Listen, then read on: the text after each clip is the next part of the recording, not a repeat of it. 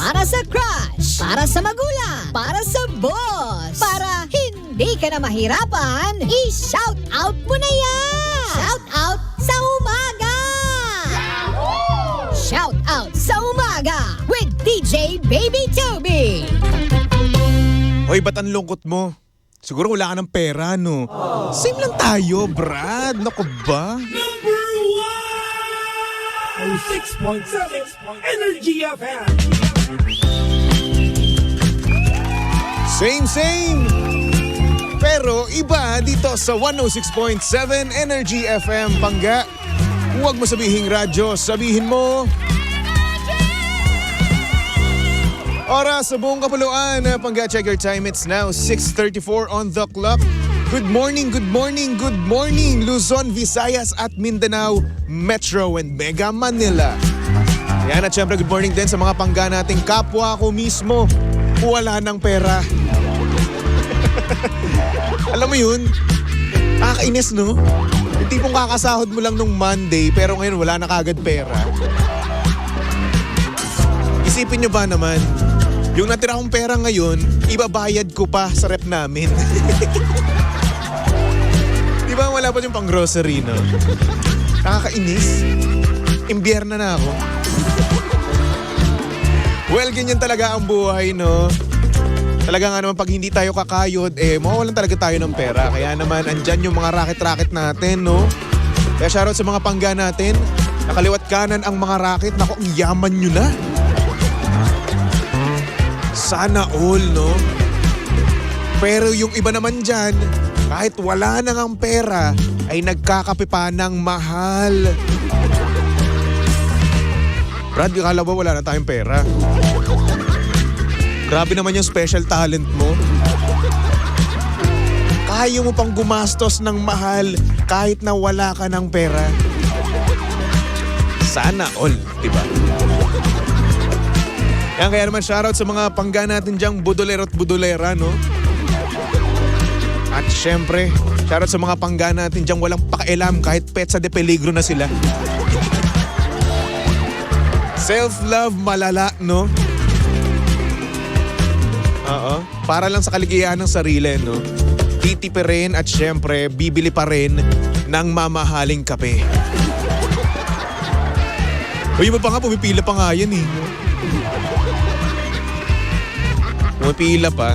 Napakatagal. Yung tipong mas matagal pa yung pila nila kaysa pag inom nila ng kape, no?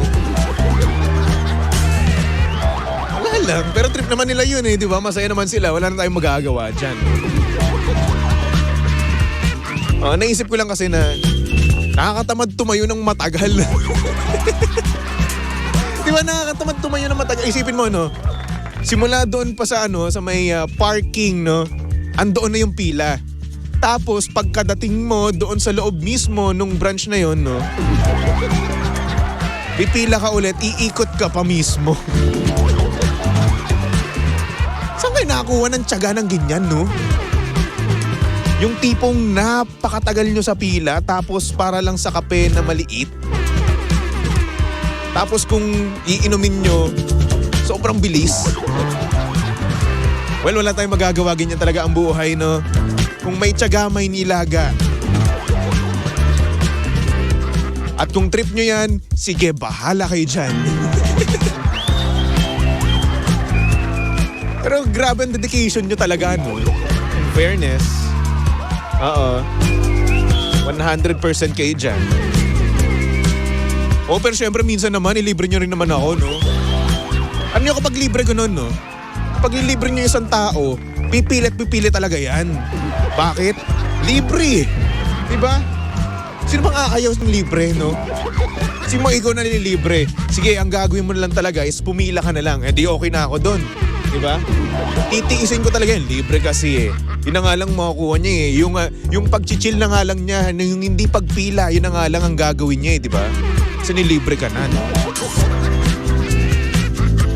Ay no, kaya naman shoutout sa mga Pangga natin dyan na malakas mambudol, no? Lakas mambudol ng kanilang mga kaibigan. Gusto ko sana mambudol dito ng kaibigan. Kaso wala eh. Pare-parehas kami dito walang pera eh. Anyway, saktong oras natin, 6:38 on the clock. At syempre kasama nyo pa rin ang kalandian ng hot baby boy ng radyo. Walang iba kundi si DJ Baby Toby. Na live ngayon sa Energy FM Facebook page. Kaya naman kung gusto mo makita ang itsura ni Baby Toby ngayon, ayan, pumunta lang sa Energy FM 106.7.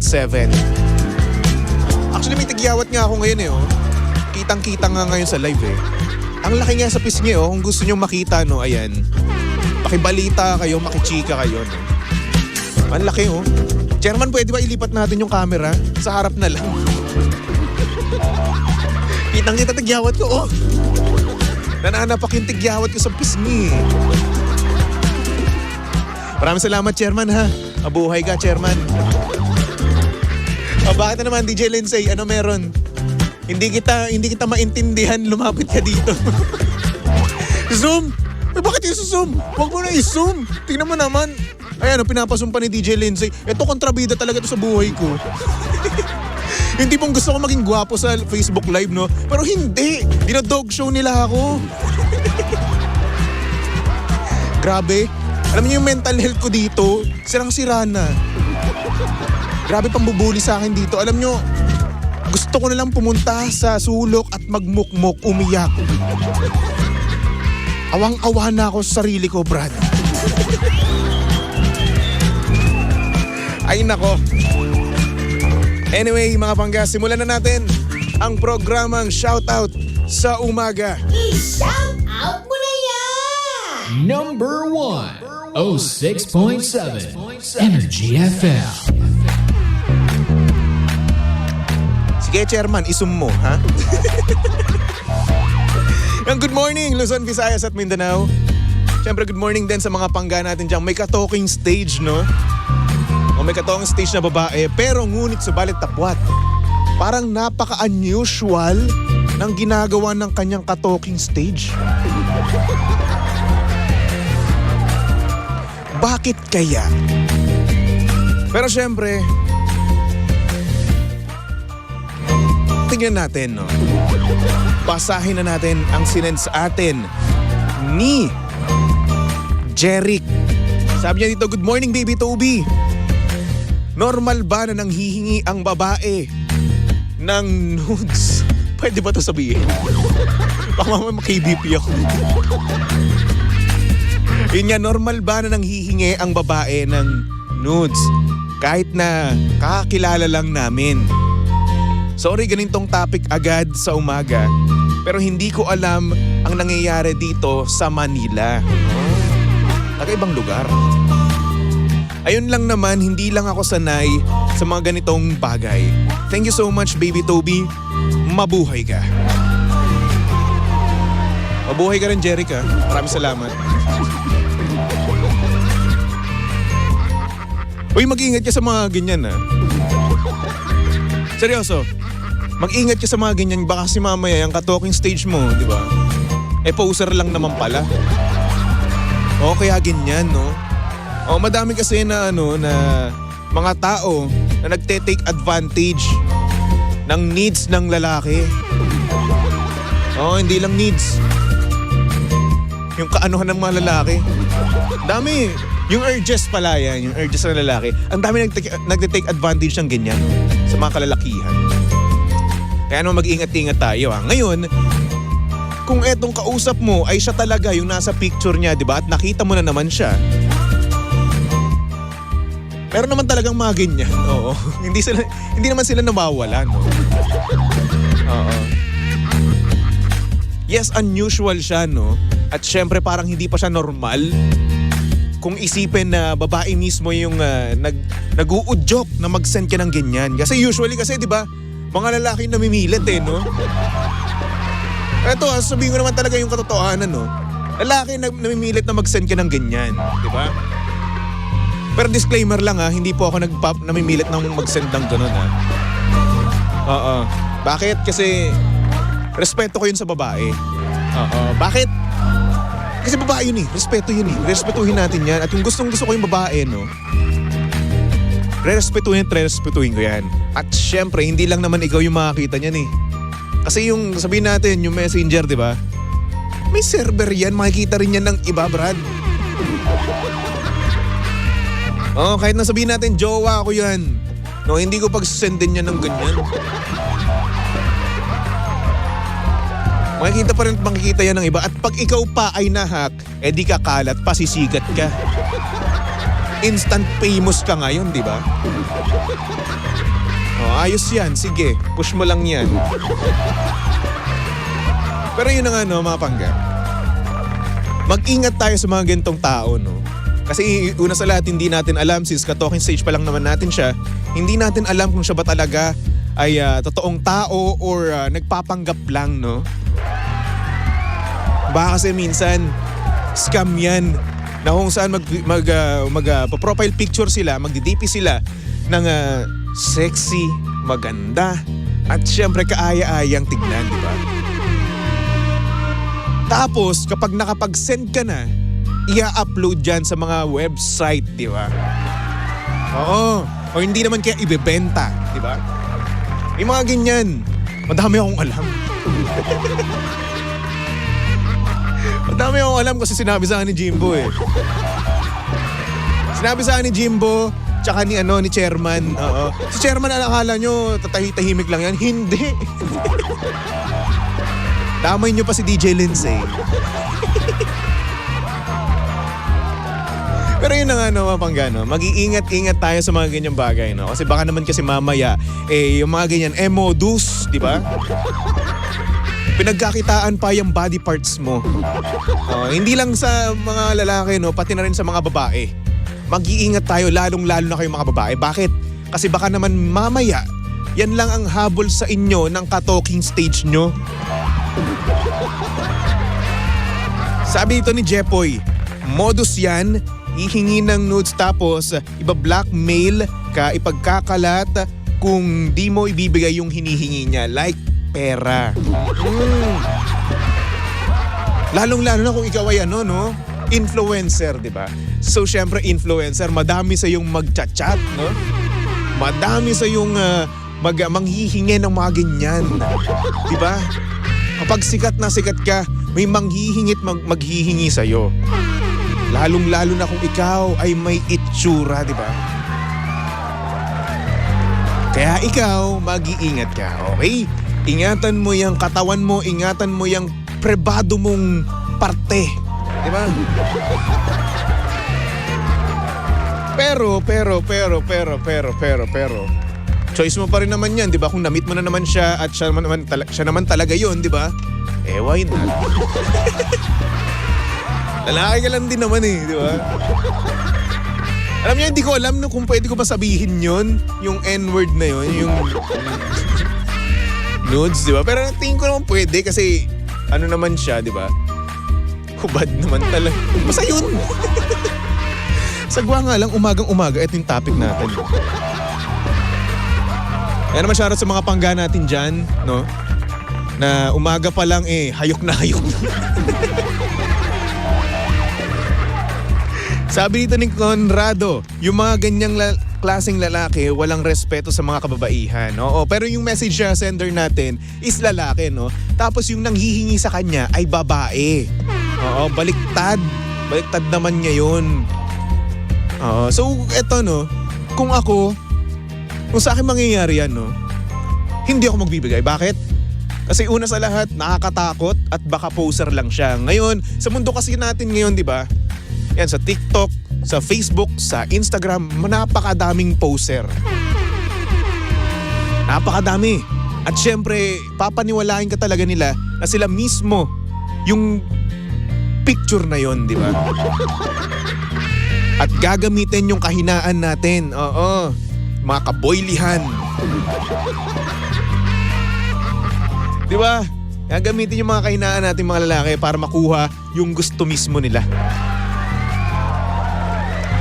Kaya pangga mag-iingat tayo, no? Sa mga ganyang bagay, sa mga ganyang tao, no?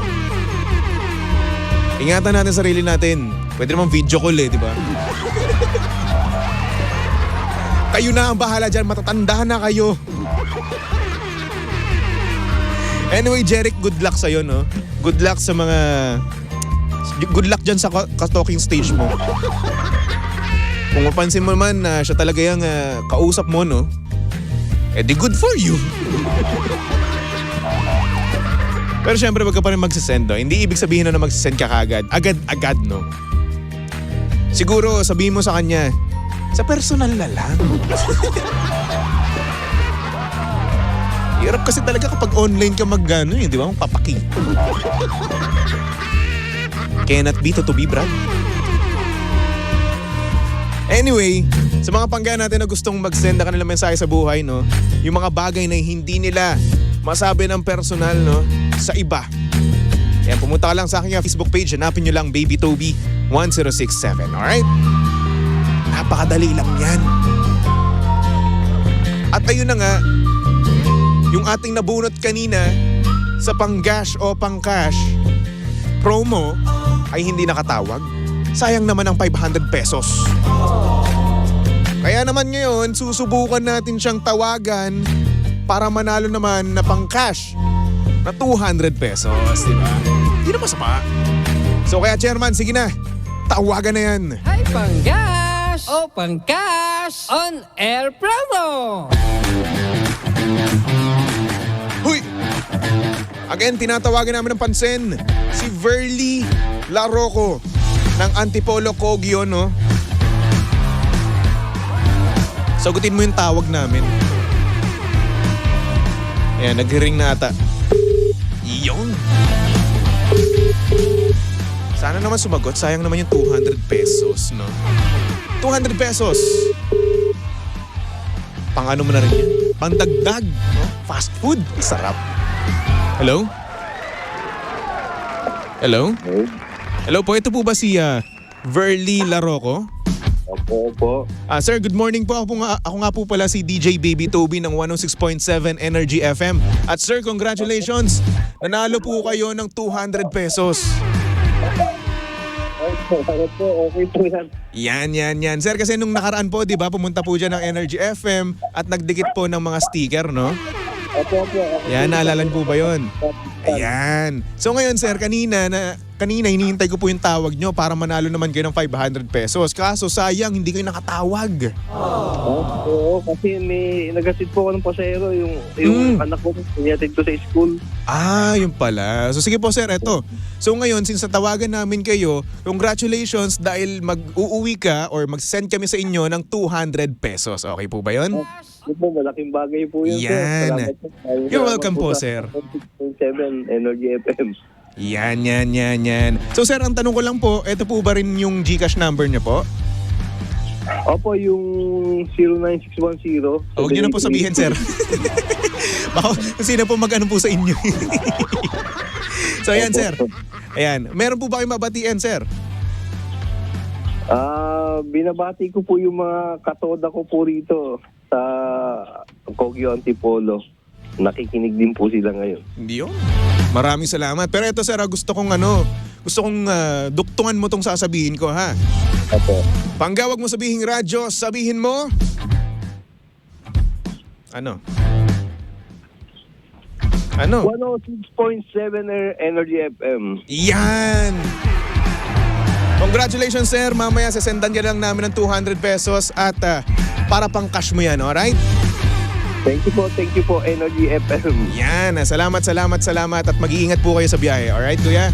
Alright, thank you po. God bless po. Alright, God bless din. Congrats! Congrats po. Thank you po. So anyway, ayun na nga, natawagan natin si Kuya Verly Laroco. Congratulations, mag-uuwi ka ng 200 pesos. Pangdagdag nyo sa pangkain nyo yan mamaya, alright? So pangga, magbalik-tugtugan muna tayo for our next song. Here's a song from Ben and Ben titled Di Ka Sayang. Only here at your number 106.7 Energy FM, pangga. Huwag mo sabihin radyo, sabihin mo